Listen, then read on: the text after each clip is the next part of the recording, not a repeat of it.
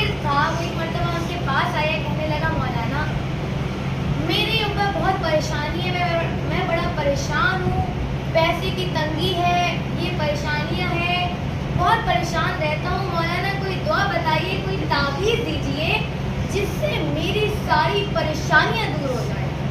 अब एक मरतबा मौलाना ने उसे एक कागज़ पे कुछ दुआ लिख के दी, दुआ उसे नहीं बताई, अब कुछ लिख के दिया उसे और कहा ये हमेशा अपनी जेब में रखना, ये ताबीज़ है सिर्फ हमेशा जेब में रखना और कभी इसे खोल के मत देखना।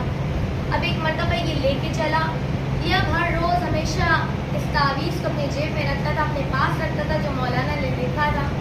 अब उसकी धीरे धीरे सारी परेशानियाँ ख़त्म हो गई, जो परेशानियाँ थी उसकी सारी ख़त्म हो गई।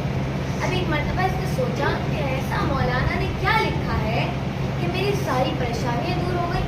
ऐसी कौन सी आयत है जो मौलाना ने लिखी, ऐसे कुरान की कौन सी आयत है जो मौलाना ने लिखी जिससे मेरी सारी परेशानियाँ दूर हो गई।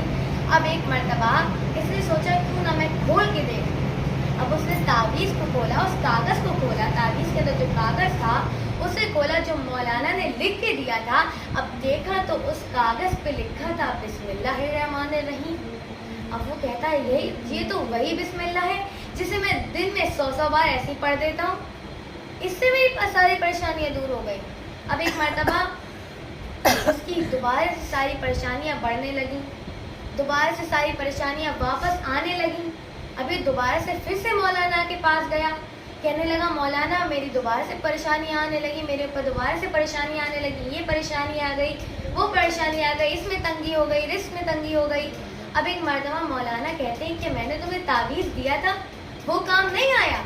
तो एक मरतबा वो शख्स कहता है वही ताबीज़ जिसमें बस बिस्मिल्लाह लिखी थी। मौलाना ने कहा खबरदार, अब वो ताबीज़ तेरे काम नहीं आएगा, क्योंकि अब तेरे दिल में शक हो गया है, तेरे दिल में शक पैदा हो गया है। एक दुरूद पढ़े बर मोहम्मद वाले।